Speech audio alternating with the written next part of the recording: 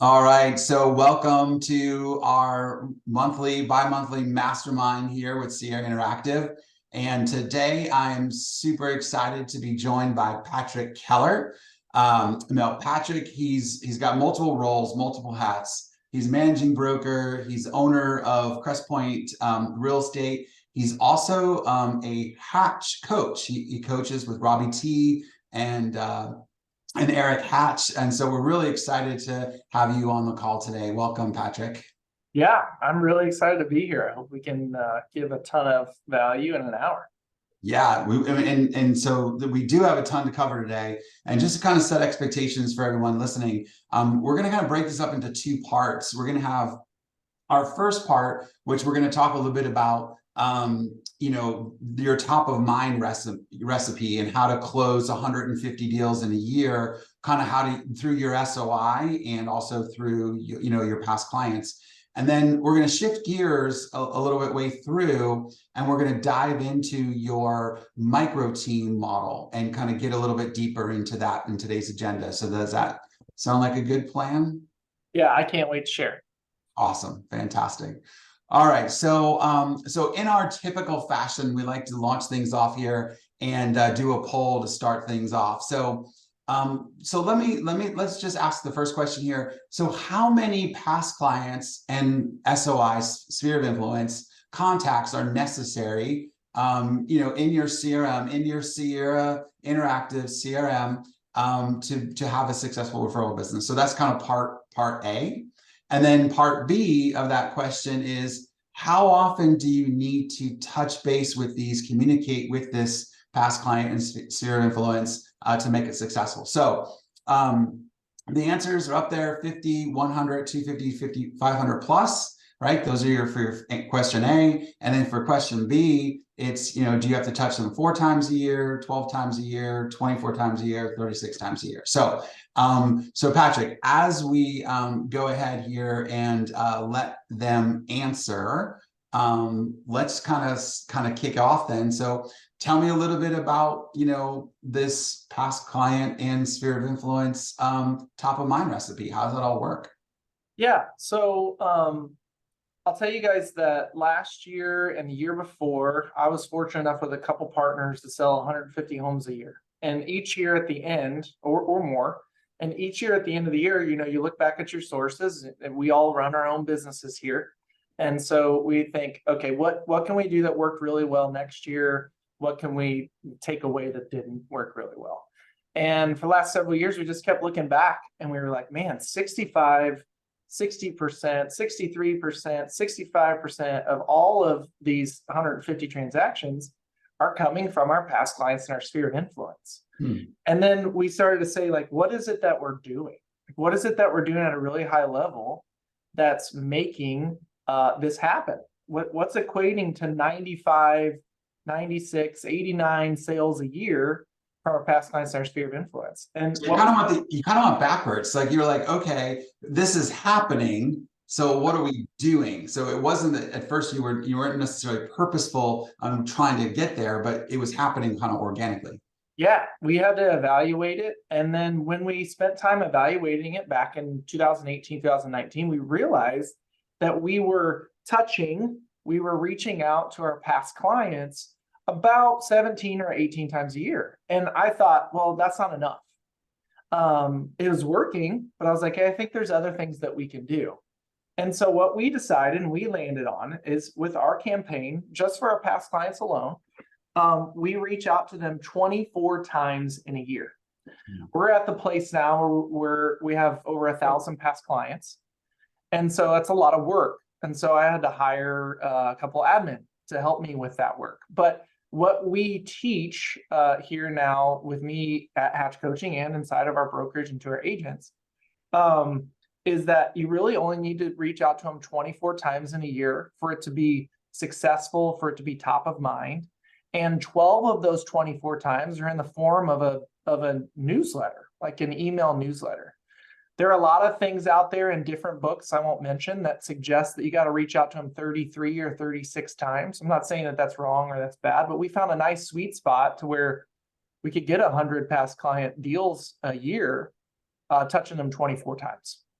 Well, that's awesome. So, yeah, so now that we gave the answer, right, hopefully everyone did their poll already. So Matt, if you want to, we can kind of pull up the results and see what people were guessing. So basically, our poll suggestion said that, well, first of all, 30% said you need 100 or more to have a successful referrer business. Another 50% said 250 or more, and then another 20% said 500 or more. So that was kind of the how many people you need to have in that. So we'll go back to that. So just hold that thought.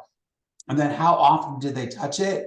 60% said 12 times per year. And another 20% said 4, and another 20% said 24. But so what I heard you say was the answer that you've zeroed in on is 24 is the right answer. Yeah. And 12 of those are active reach outs, things that you have to do physically, whether it's a phone call or a message or a letter. And then the other 12 of those 24 are still active. You're sending an email newsletter, but it's pretty passive, right? You're able to touch 500, 600, 700, 100 people, whatever the size is your database, with one click. And so So let's talk about that. So let's just unpack this just a little bit. So all right. So you said you had 1,000 in your past clients and your current SOI, right? Yeah. Mm-hmm. Now, is there a ratio that you can correlate? So is it like a 15% ratio? So if you have 1,000 in your database and you run the model, we're going to kind of run through the touches that we've done, that should equate approximately 150 deals. Is that kind of the math? The number's around 100. So of those 150 deals that we do every year, we're at 151 as of yesterday. About 65% are past clients. So it equates to about 100. So that's pretty crazy, right? So let's say the number's 1,000. That number's growing for us, really fortunately. But let's say the number's 1,000 past clients. Then if we're doing 100 a year, you're talking about 10%. You're able to source 10% of your past clients into a deal or a referral of a deal, touching them 24 times in a year. So even if your database is 100, right? If you take this recipe, you could probably count on 10, 12, 8 to 12 deals, right? A year. Okay. Those people. Right. So just scaling it, right? So if we have 100, then we can get this many. If we have 500, we can get that many, and 1,000, right? So exactly. Totally fine. All right. So before we get into the rest of this math, so I have just a couple other questions for you. So, at the summit, you shared with us kind of like it was an outline of what your touches were. Is that something that you're good with us sharing with the audience today as well? I put it in the chat too. Mm-hmm. Okay, awesome, perfect. I see it now. Perfect, awesome. Because I was gonna say we had that as well, so I just wanted to make sure. So it's perfect. So so go back to me then. So when you first started to grow this database, it was your SOI, it was people that you knew, it was your sphere of influence, and then you add your past clients to it every year. And of course, so as you grow, you have 150 new customers for 2023, which is awesome, 151. You add them to it. Are you going out and looking for and trying to build that SOI in other ways? Here's what's interesting. This touch campaign that we're going to go into today, this is what we use solely on our past clients. But as far as building our sphere of influence, our sphere of influence grows, in 4 different ways. So 1, it grows through our past clients. Mm-hmm. 2, it grows through like clients that we get through what we call long-term nurture. So like pay-per-click leads that come through our website. Our sphere of influence grows through low-hanging fruit leads, for sale by owner leads, expired leads. And then our sphere of influence grows through our reputation. So that is the stuff that we normally talk about, right? That's the stuff that agents normally talk about when they build their sphere. Right. It's volunteering, it's belonging to an organization, it's giving back to your community, it's going to networking events, it's setting up coffees, those kind of things. And we categorize that just as reputation. So we grow our sphere 4 different ways. So do you kind of set some expectations then on your team and with your brokerage about how many people they need to add to that SOI on a on a regular basis? The only clear expectation that we have for agents that join our brokerage is in the first 2 weeks of their training, they have to create a list of at least 100 people that are in their sphere. And then what we do is, especially if they don't have a lot of past clients or they're brand new, we say, use our past clients touch campaign that's in front of all of you guys and just use it on your sphere. And it's the same exact thing. That's But good. for us, our sphere is unfortunately too large to do this 24 touch cup campaign on with the staff that we have. So we focus this touch campaign on our past clients, but all y'all, you could focus this 24 times touch campaign on your whole sphere too. It'll work exactly the same. Got it. All right. So let's kind of start breaking it down. If you guys clicked on the link, then you'll see that, in Q1, quarter one, initially it's the phone call. And then I would imagine that you're leveraging the Sierra dialer to make your calls so that you guys can record them and remember all the details about that conversation. And so next quarter, when you call them back, you can maybe listen to your call and kind of get a refresher of what was going on in their lives and use that to kind of prompt your next conversation, right? Yeah, I mean, absolutely. So especially if that lead opportunity started there, right? So I mentioned to you guys those 4 different lead sources that become our sphere. Well, one of them is pay-per-click traffic. It's traffic that comes to our website. And those conversations begin in Sierra, and we always train and teach anybody, whether it's a coaching client or people on our team. Like if that conversation starts there, we feel like it should stay there. And that also means through the whole life of their journey with us, past clients, VIP clients, whatever, right? Like we're going to continue to communicate with them through that. If they were people that we had outside of the CRM, we update their notes inside of Sierra. Sierra is our CRM. That's where we keep all of our data. So just like a dental office would, when you come in and you sit down in that chair, unfortunately that dentist did not remember that your daughter plays soccer, but the dental assistant put it in their CRM. And so when he walks in, he knows. And so, yeah, we update every single profile with notes so that each quarter when we call them, we have that conversation with them, which I'll tell you guys all about what that looks like if you guys want. But we know what happened in their past. We know what the last call was like. Well, then in those calls, then to make the pattern, are you leveraging the DT, D2 or any type of pattern to make your calls, or how do you remember when to call everyone and make sure you've gone through the whole list? We make it really simple. So we take our past client total list at the end of the year, and we break it up in quarters, and then we break it up in 12 weeks. So it's like, hey, for this 12 weeks, it's this many people that you got to call to get through your past client list in that quarter. Really simple. So it's just a math problem. Take your total list, divide it by 4, divide it by 12 weeks, and that's how many people you call in 12. But Patrick, what am I going to talk to them about? Like, what am I gonna say to them? Like, I don't know what to say when I pick up the phone. What do I do next? Let me give you the first tip. So first, this is the highest converting real estate conversation you'll ever have, bar none, hands down. If you call your past clients, it converts into sales at a 10 times clip. I just made that number up, but I mean, that's what it feels like, truthfully. Like it'll convert at such a higher level than any other real estate conversation that you have. If you are sitting here listening to this or watching it on the recording and you think, I haven't called my sphere or my past clients in years, or I haven't talked to them since they've closed and it's been 3 or 4 years, you'll hear people say things like, well, when you call them, just apologize and say, hey, I should have been following up with you. That's my bad. I'm going to continue to do it. And hey, how's life? I'm telling you now, don't do that. Because you're insinuating immediately that you let them down. You should have been doing something and you didn't. And now, this is most important, the only reason you're calling them is because now you're looking for something. You want something from them in return. Interesting. Yeah. The best script is to just call them and say, hey, George, it's Patrick. Hey, man, I'm calling you out of the blue. I helped you, buy that house or sell that house. And it was a really good time. Like, how's life? What's going on? And that's it. Don't ask for referrals. Don't apologize for not calling them. Just ask how life is going. And they'll open up. They'll share with you. They'll likely answer your call. It's pretty crazy, but out of 10 past clients that we call, we usually see answer rates around 40 or 60%. Wow. That's really, really high.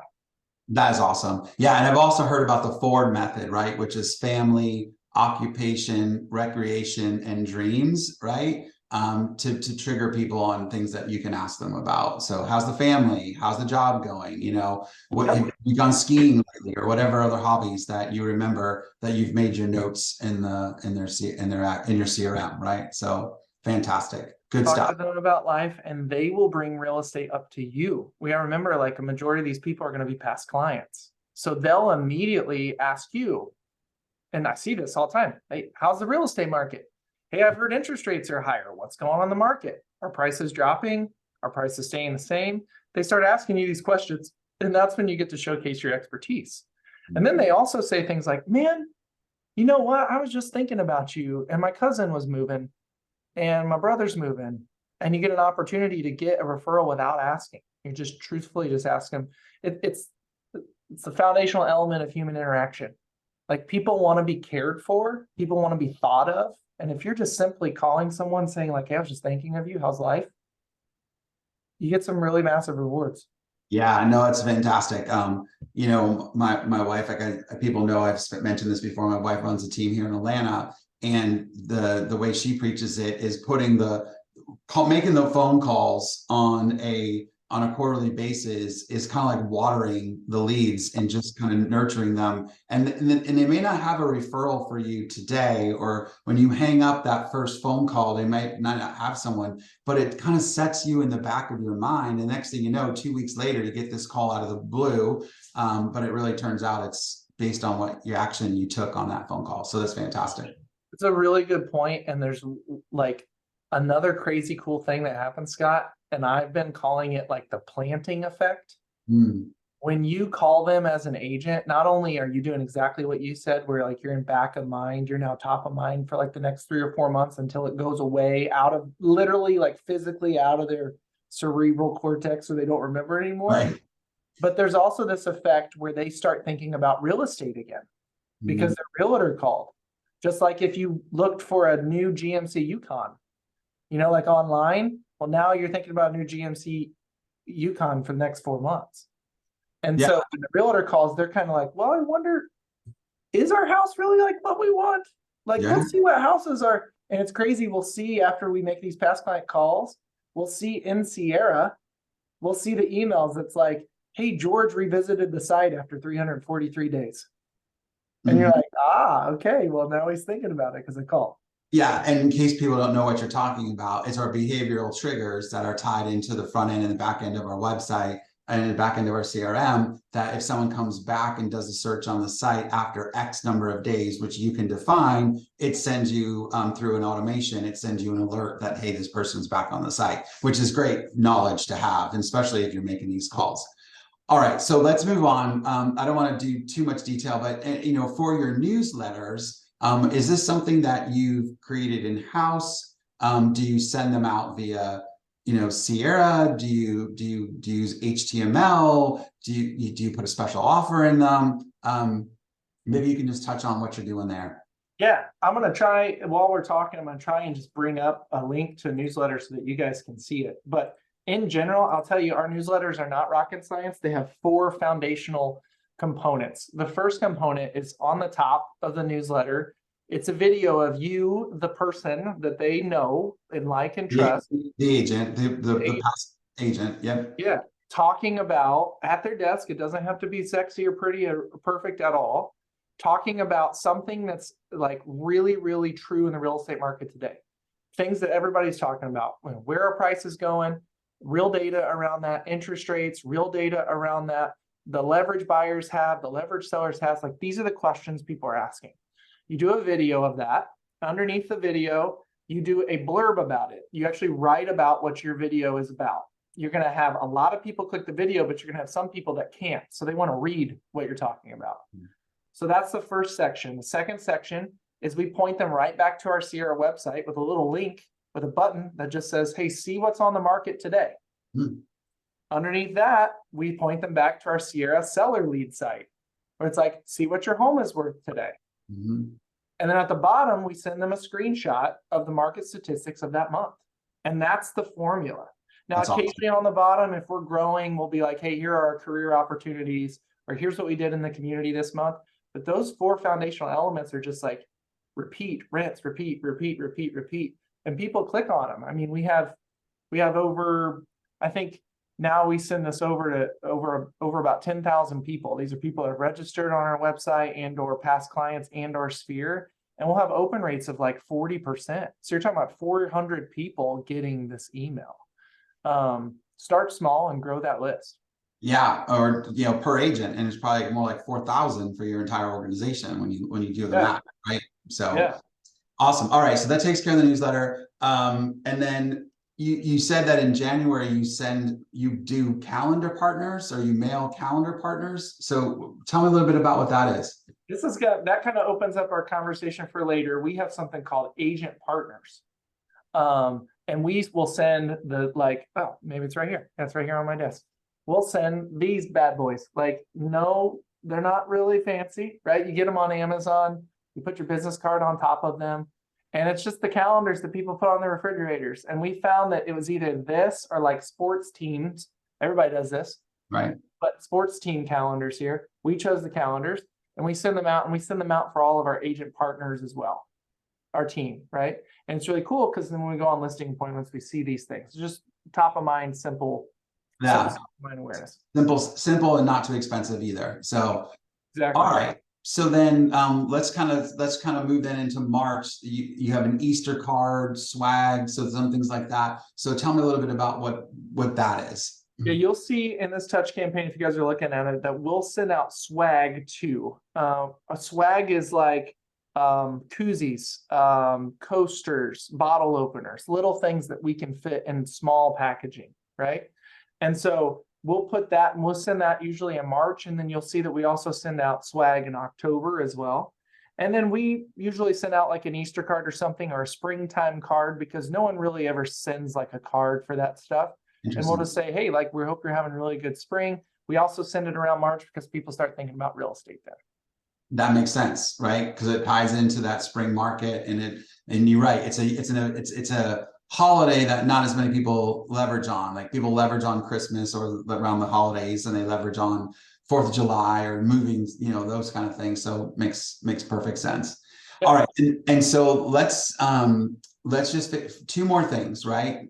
One is your client events. So maybe you can speak to a little bit about what those are. And then really, I think that's really it. I think that'll cover most your community day event. So those are the last 2 elements. And I think everything else is just a repeat. And then we can kind of switch gears, talk a little bit about the micro team. Yeah. So, and I'm putting a newsletter example in here for you guys too. So events. We choose to do 2 to 3 events a year for our team. The first one is, it's actually the last one because it's in November, is we do Pie Day. A lot of agents do Pie Day.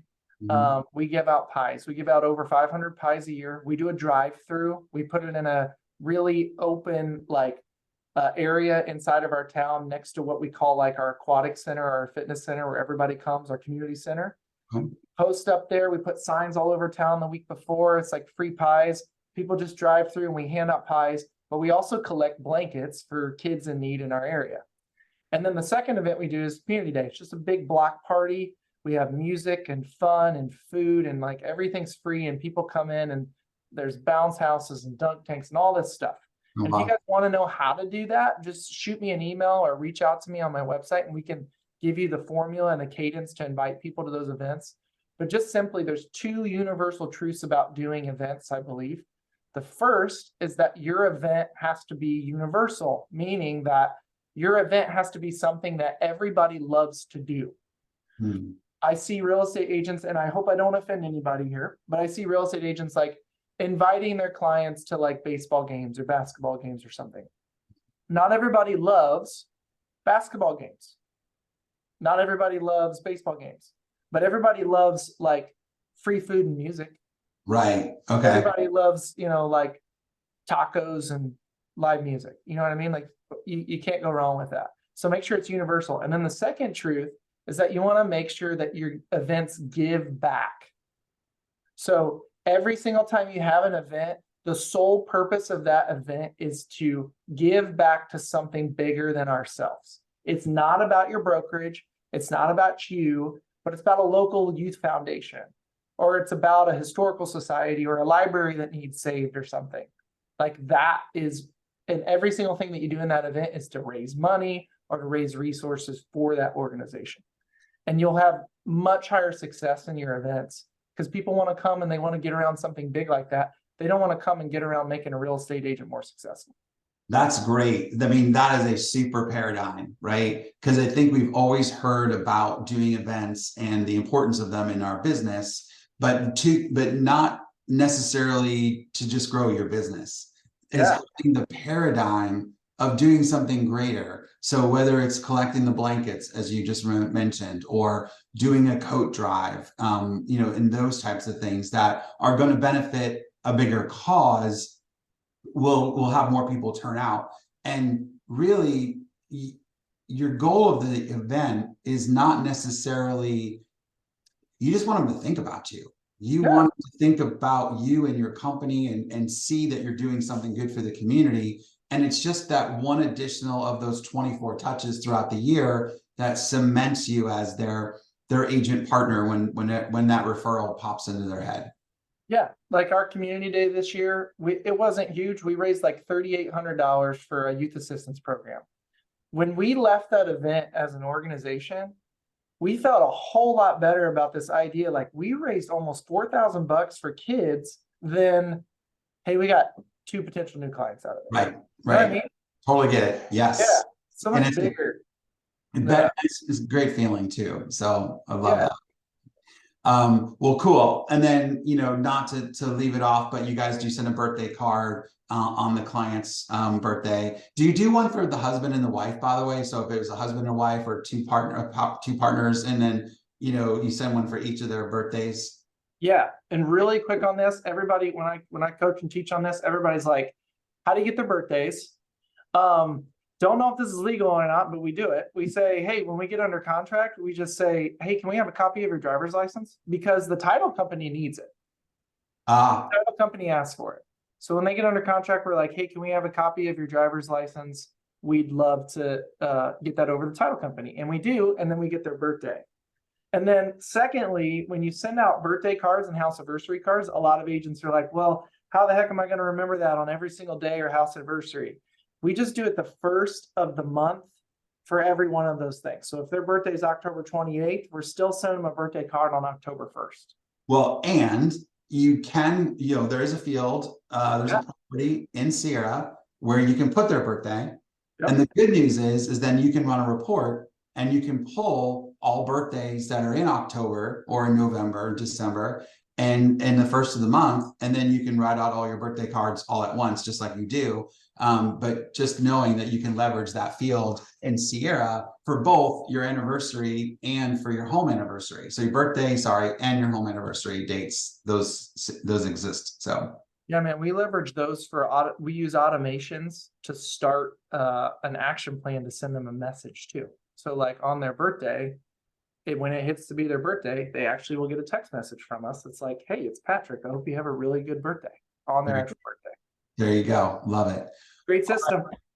Good stuff. All right. So let's switch gears. So thank you very much for going through all that. I think that was fantastic. I think a ton of information was shared and some good takeaways. So I want to go ahead and roll the next poll real quick. And I want to kind of ask people, all right, so you're growing this micro team. What are the first hires you should do? The first 2 hires. What's the first hire? What's the second hire you should do? And so here's some of the choices, right? It's a transaction coordinator and a buyer's agent. Those are your first 2. It's an admin and a team agent. That's your second choice. It's a transaction coordinator and a showing partner. That's your third choice. Or as a buyer agent and an ISA. So we'll give our folks listening a few seconds to to choose which they think are the first two people you hire before we actually jump into this and start talking about it. So I'll have to say, the first time I heard about this concept, I was actually listening to Eric Hatch speak. I think it was a Real Broker event here in Atlanta, and he was going over his new book. I think he had just released, and he was talking about the this whole concept. So why don't you kind of talk us through a little bit about what this micro team means and how this all came about? Yeah, I think Eric Hatch, and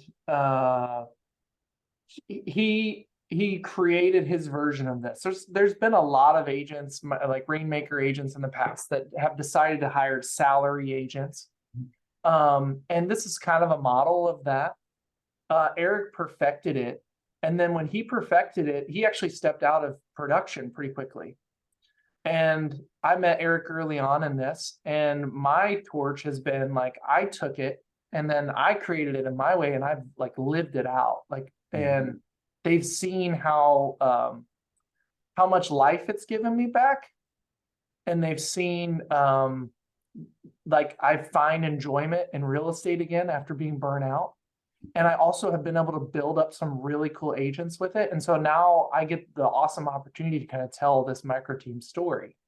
And I love this. So first of all, there's a couple of points here. Number one, I think we've all been to that point of burnout in the industry, right? I mean, if you've been in this industry for more than 5 years, I'm sure you've gotten to that point. And sometimes you have to reinvent yourself. You have to look at what you're doing to re-energize yourself. And it sounds like this is a path that you took to do that.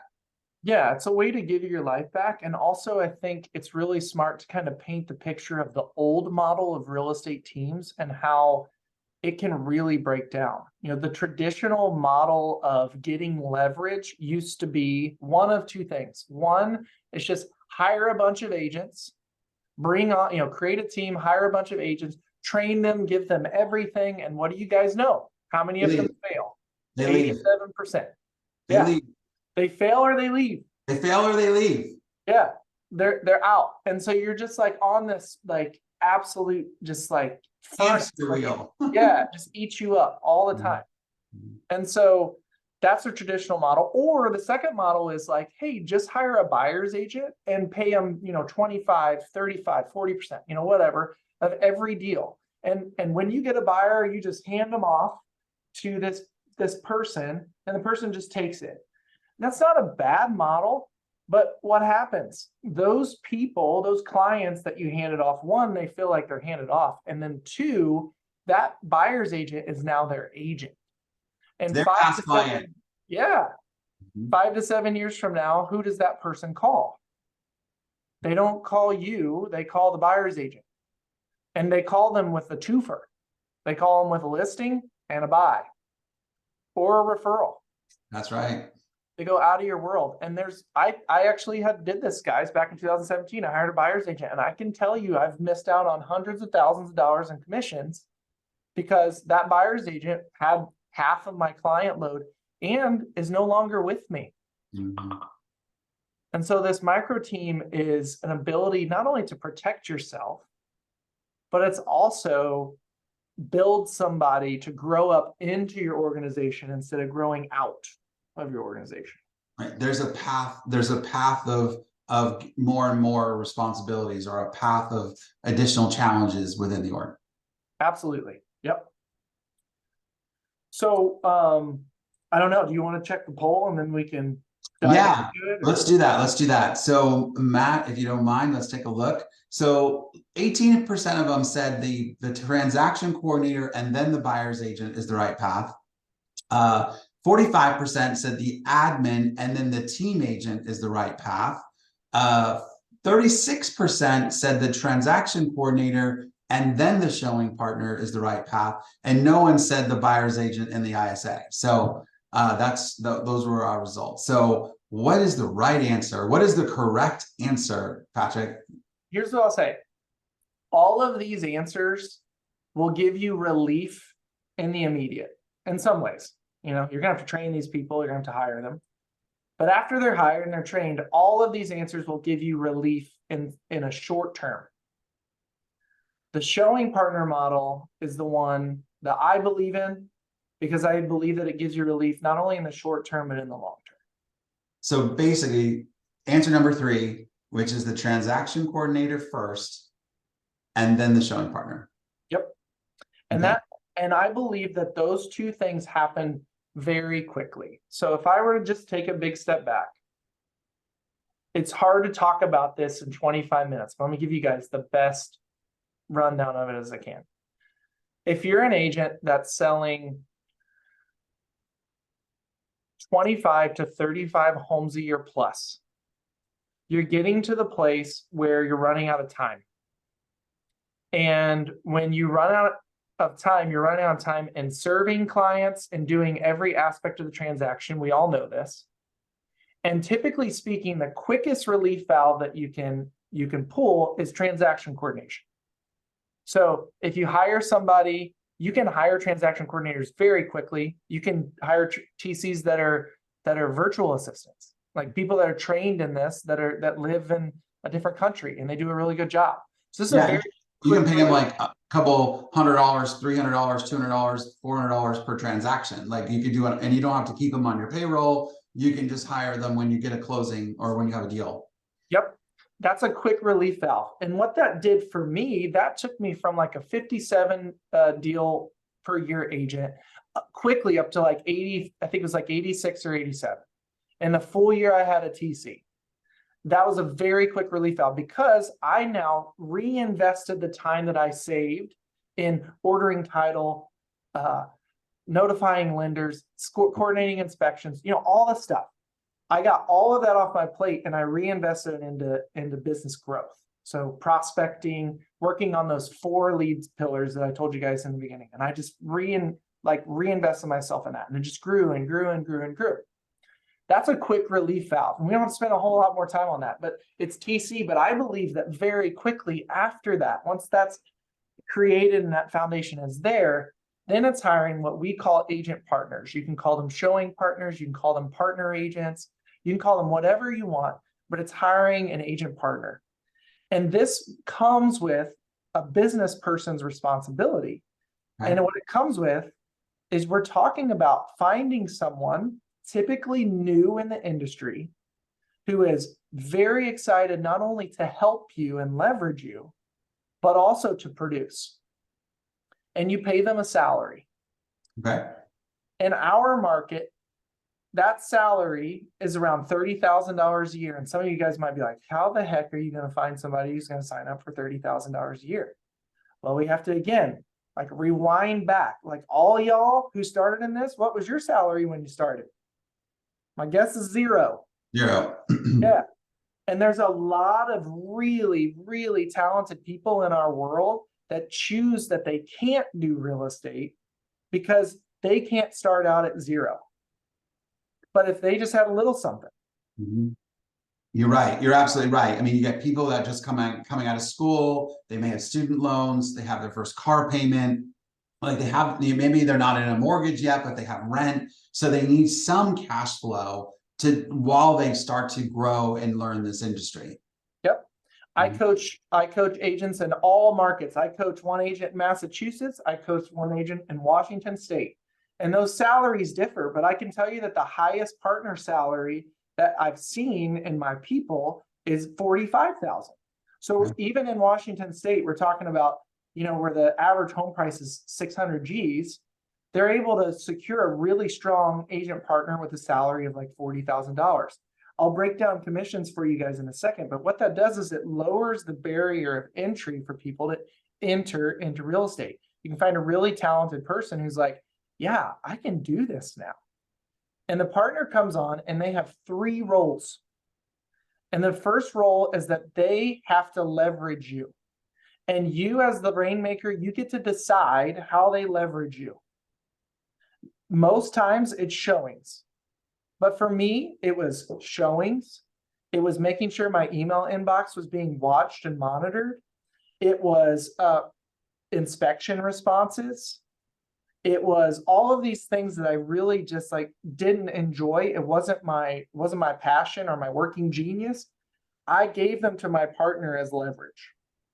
Makes sense. My partner leveraged me out, and then again, I reinvested that time to go lead gen, to go grow, to go sell more homes, to meet more people.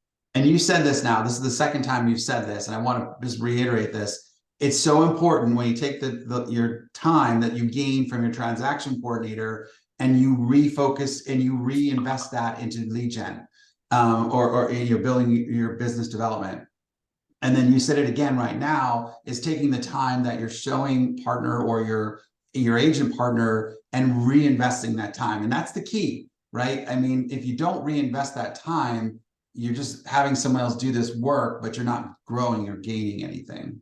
Yep. And in that leverage, I learned I got my life back.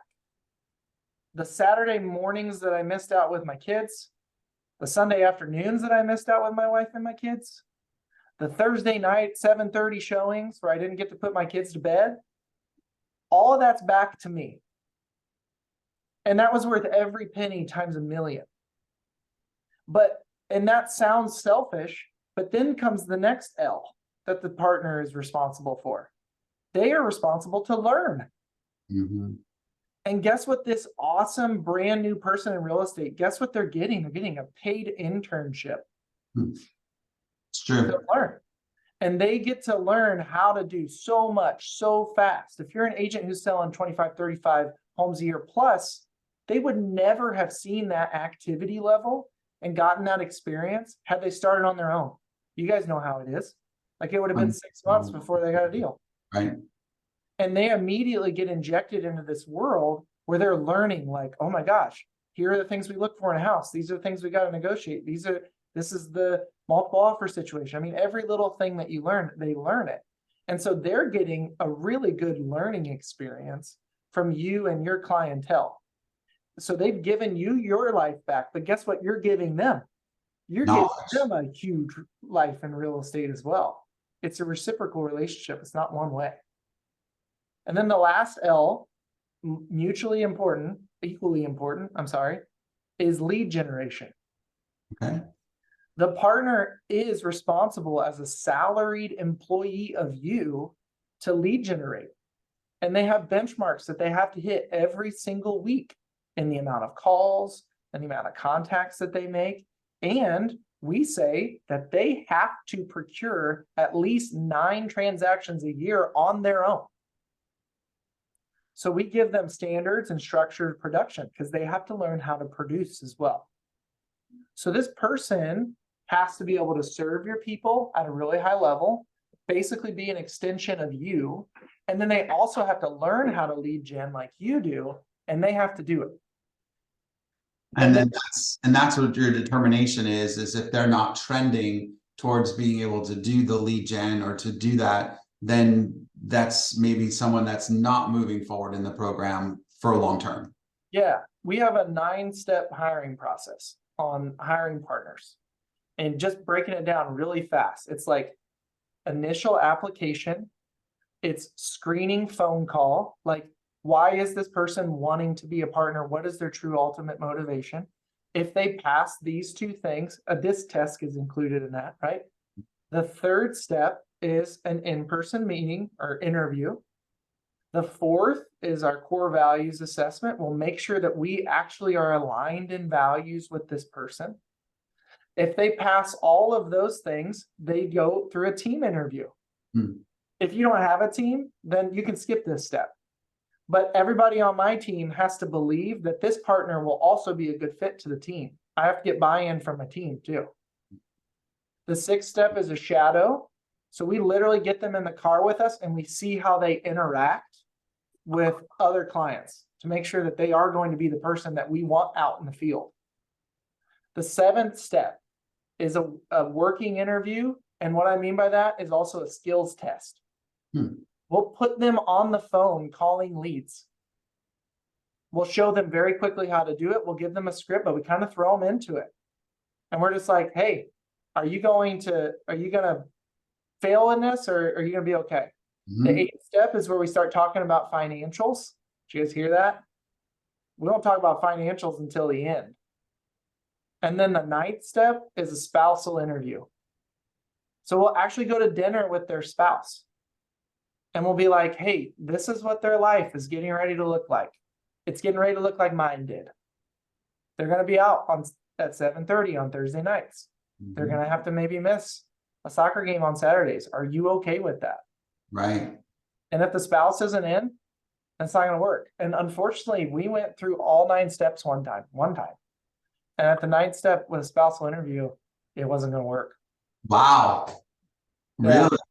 Yeah. And then the spouse was just like, we can't. She can't be gone this much, like our lives would be miserable. And we didn't get that candidate.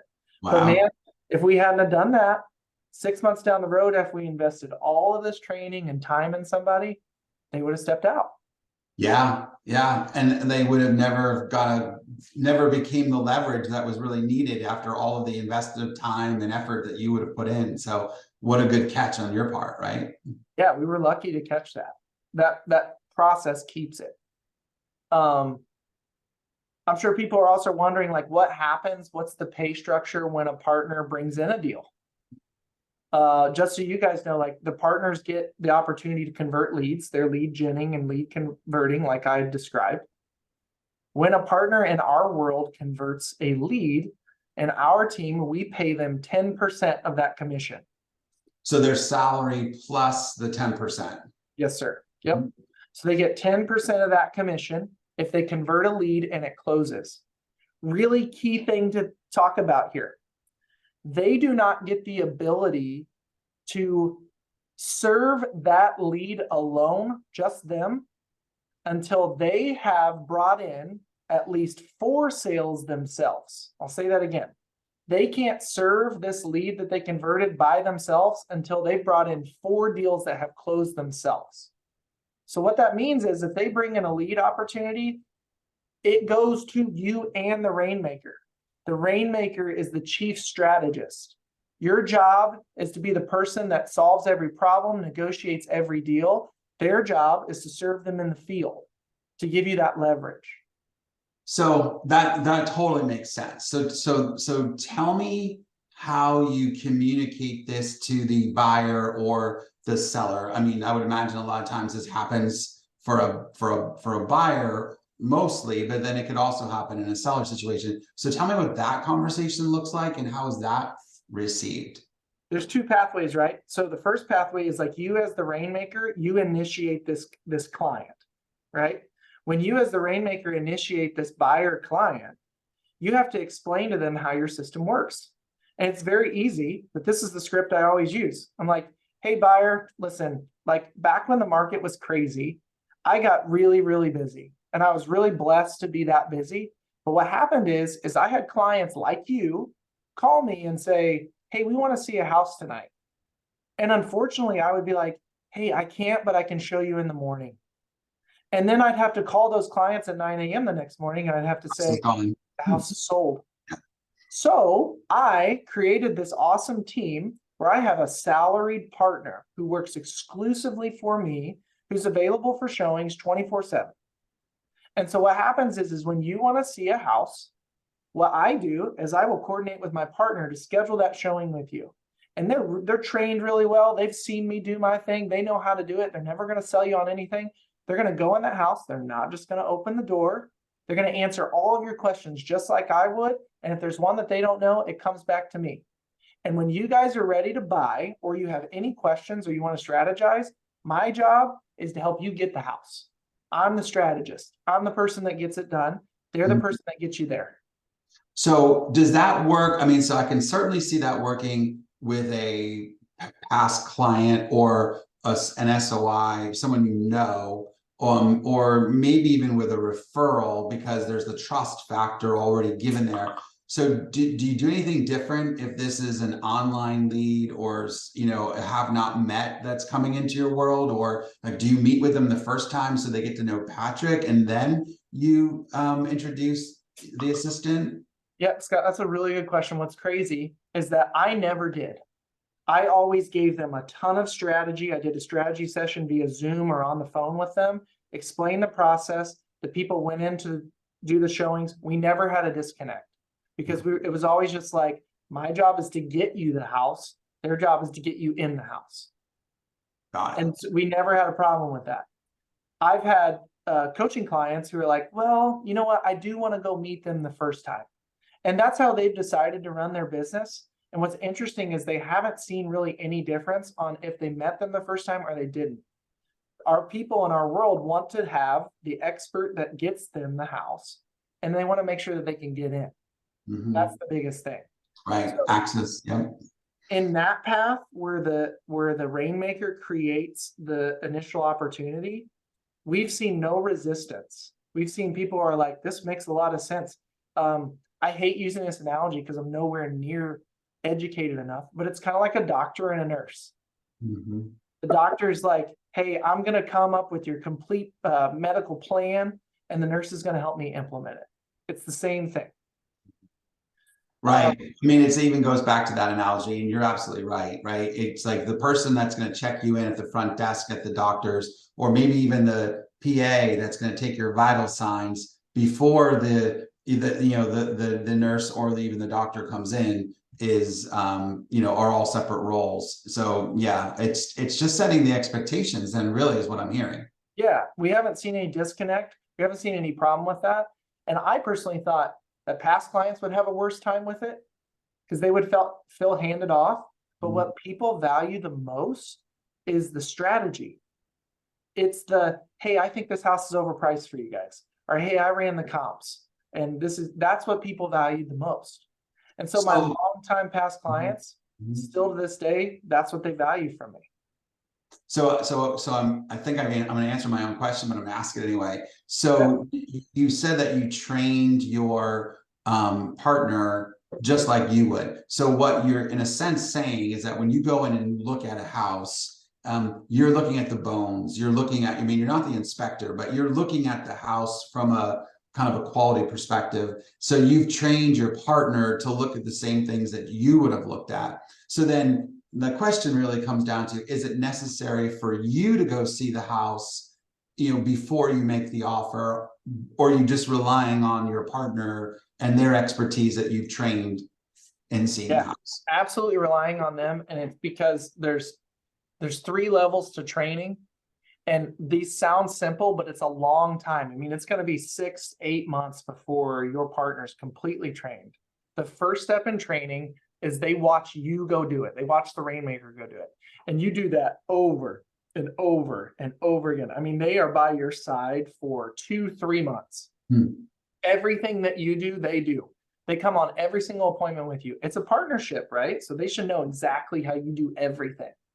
And then after about that 3 months period where you'll see it like in their eyes that they have confidence now, they can almost like finish your sentences in some ways, or they know what's coming.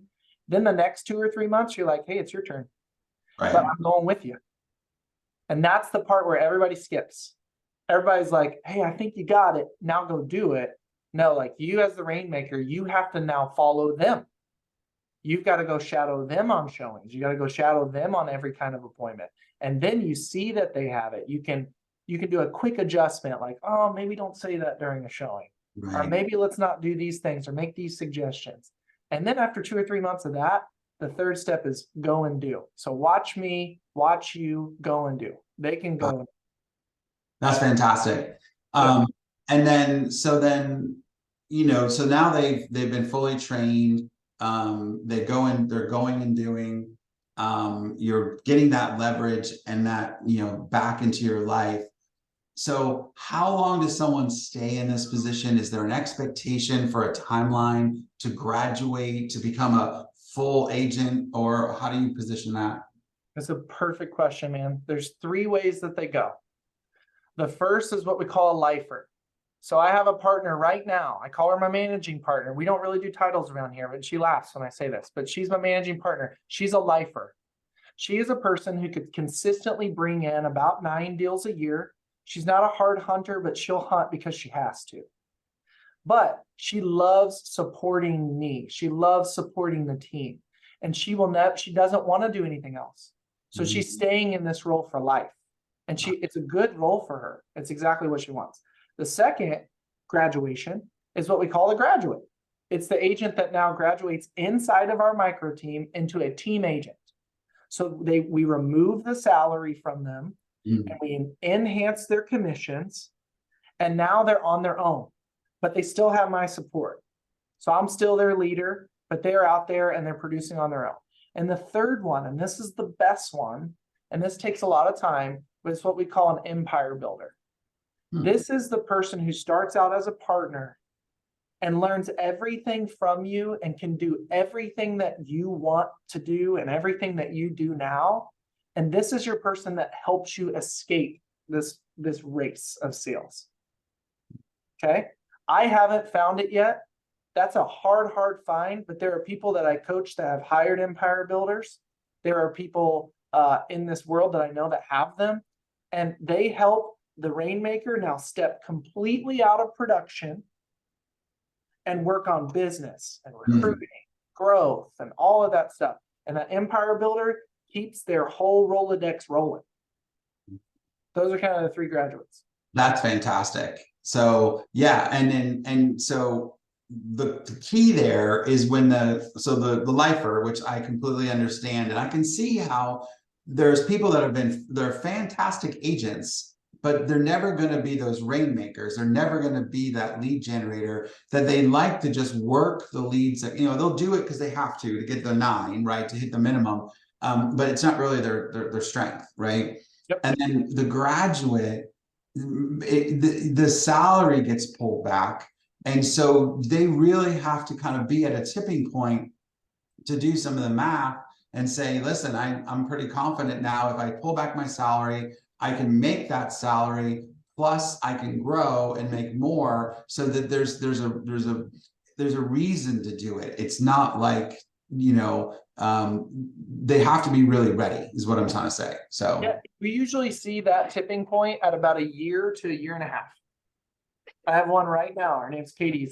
She's been like one of the world's greatest partners. And now she's at that crossroads where she's like, all right, I'm going to either stick with you or I'm going to go to a team agent. And we tell her, hey, we got your back, whatever you want to do. You got to give us a good 6 months heads up, because it might take 6 months to hire a really good partner like you.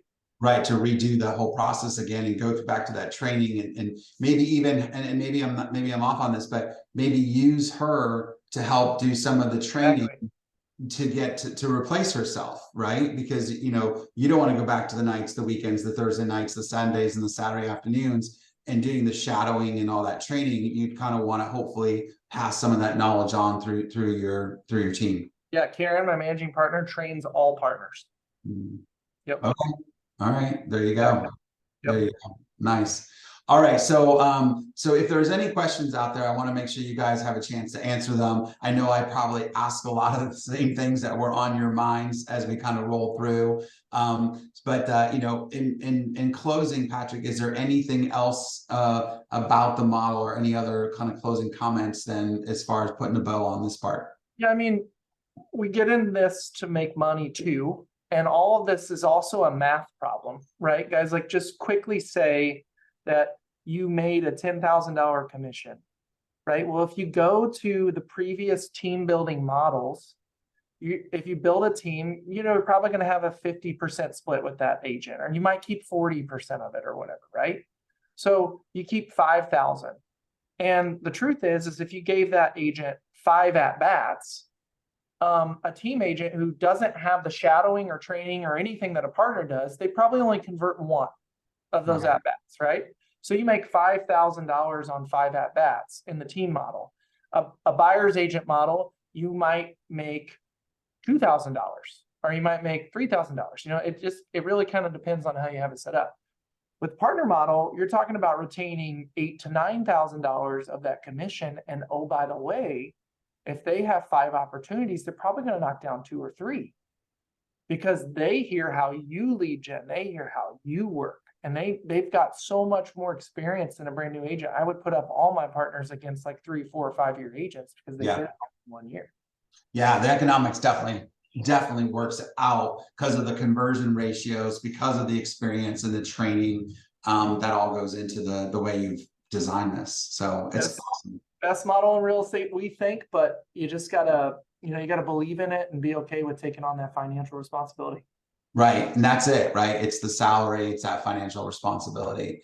Yeah. Well, this has been amazing. Thank you. Great shares. So I know we will drop you know, the links into the recording as well for people that are watching it back, in addition to some of the live stuff that we shared today. I just wanted to kind of give everyone a heads up that we do have a kind of a bonus special edition webinar coming up on Tuesday of next week. It's going to be basically implementing actionable items that you can implement to help improve your SEO on your website. And Matt McGee of the SEO Savvy Agent is going to be leading that webinar next Tuesday, the 12th. So I think we're going to drop a link there and there if you guys are interested in joining us for that. Hopefully you guys found all this information helpful. And, you know, if you have any feedback from today's session, please go ahead and drop it into hello@sierrainteractive.com. Or if there's any other topics that you want to mastermind on that you would like us to do in the future. So there you go. There's all the stuff that I typically say at the end of the mastermind or the webinar. But Patrick, thank you. It was fantastic to be with you today. I think we could have spent the time on an hour on each subject. Yeah. But I think we did a fantastic job of summarizing both of them. And I think our audience learned a lot. So thank you. Thank you. Thanks for the opportunity. I would love to chat with any of you that have any questions on it. Awesome. And we did drop Patrick's information back in there to get in touch with Patrick. So you can reach out to him directly. All right. Enjoy the rest of your week and we'll speak soon. Bye, guys. Take care. Bye-bye.